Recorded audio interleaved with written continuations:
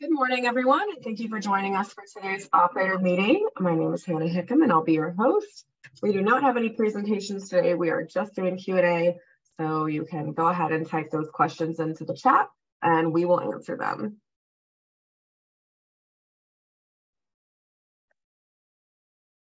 And just as a reminder to folks, the Form 8 Conservation Levy payment for the third quarter of 2022 is due on December 1st. And also the Form 3 for the second group of operators with more than 10 wells and less than 50 wells as of April 30th is also, the deadline is December 1st. So just as a reminder, thanks.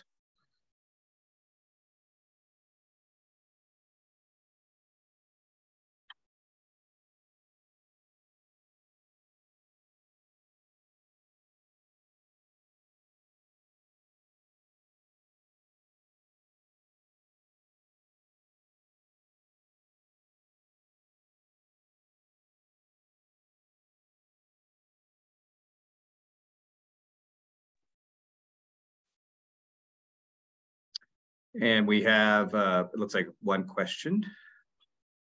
Great. The first question is, if we just added several wells to our out of service list, will our financial assurance amount due date or due update to December 1st if we haven't submitted our Form 3 yet? Not due update. If I understand the question correctly, if you just added wells to an out of service list, it should take probably overnight for it to reflect in your FA amount.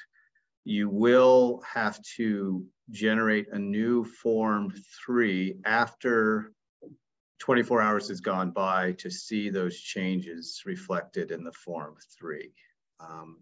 Jane, do you want to add anything, or does that sound correct?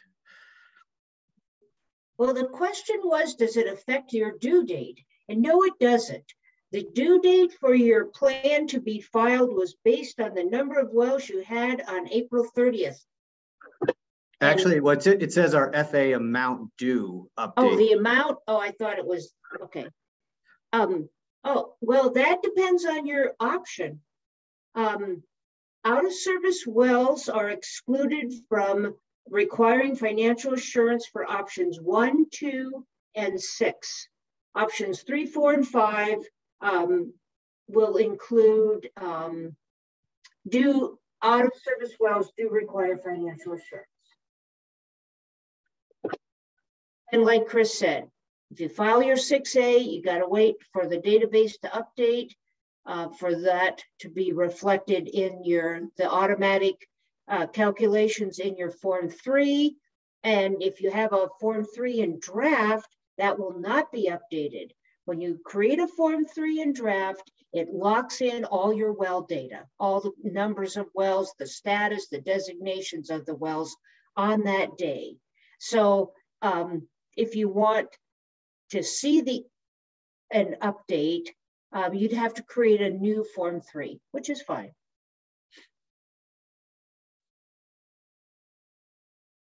Great, thanks, guys.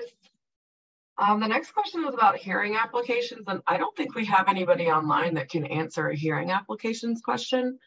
So I'm going to send this question to our hearings people, and hopefully they will be able to help you out. I do see that it has something to do with notifications. And so I just wanted to show where folks can sign up for hearing notifications. It's stay in the loop. And then the rulemaking updates is me. So you can either fill this form out here, or you can email me and ask me to put you on the rulemaking updates list. We don't use this one a whole lot, maybe like 4 or 5 times a year. And then the weekly hearings updates, that one, I think that's a weekly email. I get them and immediately delete them. So this is how you can sign up for this one. But I'll still forward your question. Then if you could just drop your email, and you can do a direct to me if you don't want to give your email to everybody on the chat. and I'll make sure that that question gets answered. And the next question is there going to be a certain date that the Form 6A is due each year? And then it's got a conjoining part, I'm just going to read it too.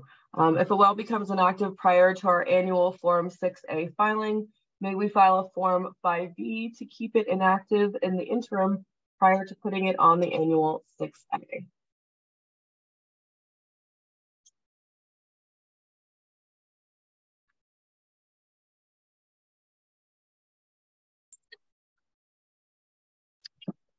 So I'll try and answer that question. That there is no date that the Form 6A is due each year. It's on a rolling basis as needed. And if it becomes, do you want to try answering the second question, Jane? Well, since there's no due date, at any time, if you decide that a well should be on your plugging list, you can send in a 6A with that well. You don't need to file a 5B and then file a 6A. If you're not ready to commit to plugging it, yes, you file a 5B, but you can file a 6A at any time.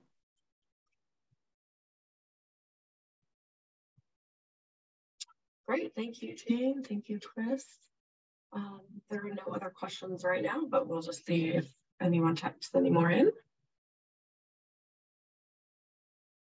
And the person whose question you just answered, Jane, so thank you. Ooh. You're welcome.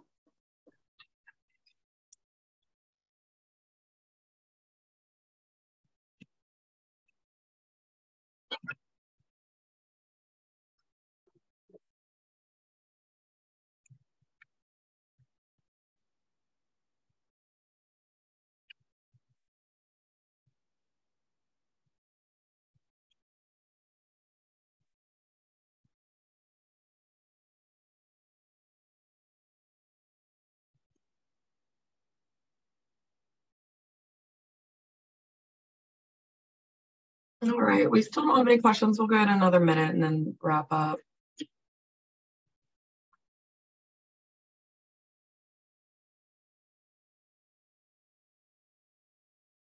Here are the next dates that we'll be having these Q&A sessions. And then if you need to be added to the operator email list, please email me at this email here. And then if you have questions, you can direct them right to Jane. I won't be able to help with any questions. Not very well, at least. Oh, and then someone asked, can you please repeat the deadline dates that were mentioned at the very beginning? I think I have those somewhere. If you give me a sec, I can pull those up. It might take just a minute though, unless somebody else has them. Yeah, I can just tell you verbally that, so the first deadline for the Form 3 was November 1st, and that was for operators with 50 or more wells. The next group will be December 1st, which is this Thursday, and that is for operators who have between 10 and 50 wells. And then the final group will be February 1st of 2023, and that is for operators with 10 or fewer wells that they operate in the state. So did you say 50 or more on the 1st of November, is that right? That's correct. I'm trying to get this up on the screen, but struggling to find everything that I'm used to finding easily. Okay. Here. And then December 1st or 10 to 50, is that right? More than 10 and less than 50. And this was determined based upon the number of wells you operated on April 30th of 2022. So keep that in mind if your wells situation has changed in Colorado, that this is all being determined, those deadlines are determined on how many you operated on April 30th. And that number is available if you go to the data, the COGCC data search, and go to operator and financial assurance, and you go to your company detail report page. That information, nope, yeah, go there, Hannah. Okay. Thank you. Anybody want to volunteer? Just kidding, but that's how you get there. 10705. And then click on the operator name. Here? Yep. Yep. And then this is the company detail report page, and you see that top green in the upper right. It says number of wells on April 30th. And it even has the deadline right under it. Nice. Yeah, it's all right there. So everyone can look up their number and their deadline.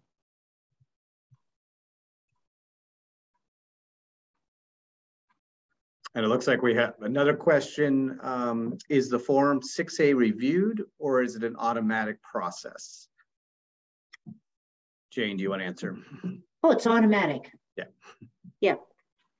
But as Chris said, the database updates overnight. So it just comes in, and then overnight, those wells will be designated as out of service, and that they'll be updated. Yeah, so if you were to submit any time today by close of business, then you would want to wait till tomorrow morning, and then you could start a new Form 3, and you should see those out of service wells you've added via the Form 6A incorporated into your Form 3 financial assurance plan. Chris, what was that last deadline for between 1 and 10 wells? February 1st, 2023.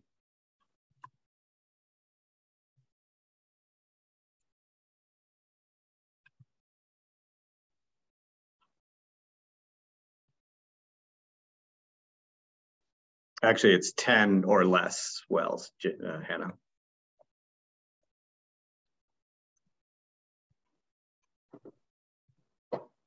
Thanks. Great. Someone asked if there's a meeting last week. If so, will the meeting presentation be uploaded to the website? There was a meeting last week. There were no presentations. We do have a Q&A. It should be there, but if it's not, it's my fault. So sorry about that in advance.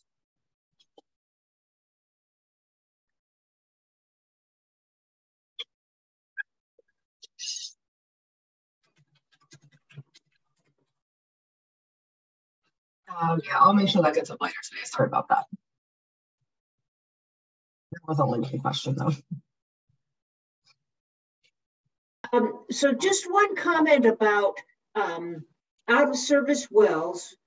When a well is listed and submitted on a Form 6A, it is designated as out of service.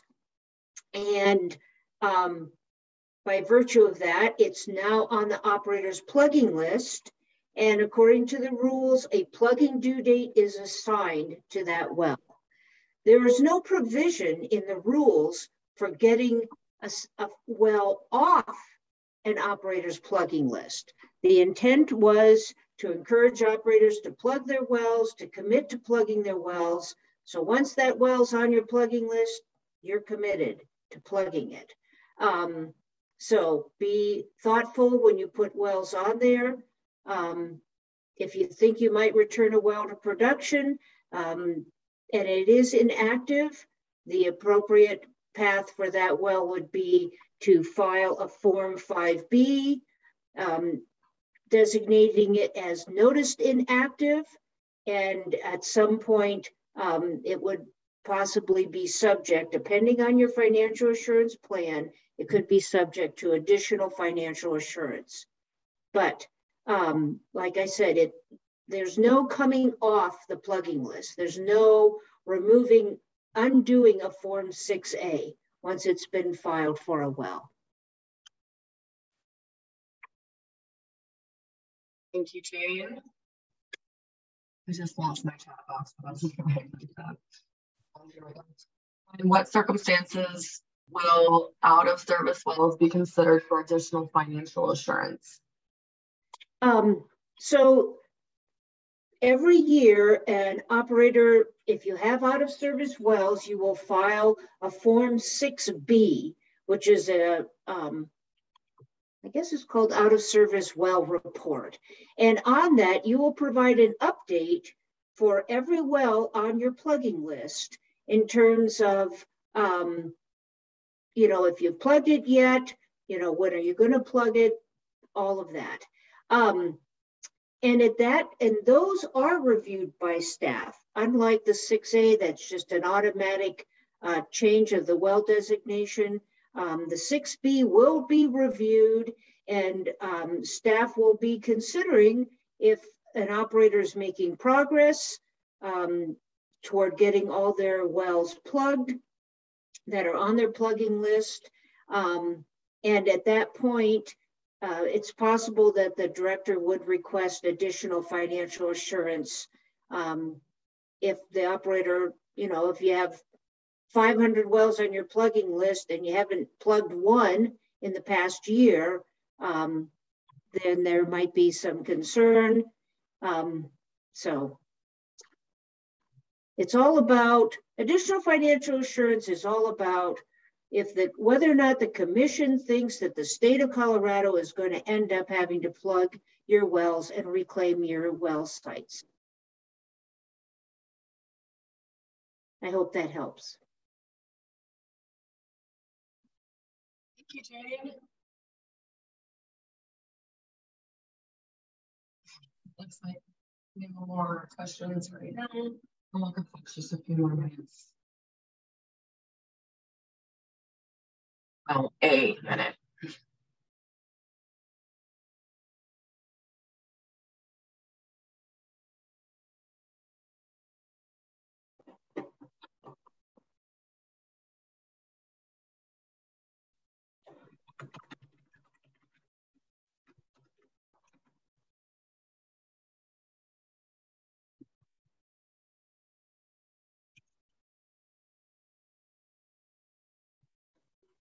Thanks, Jane and Chris and Hannah. Thanks everybody for being here.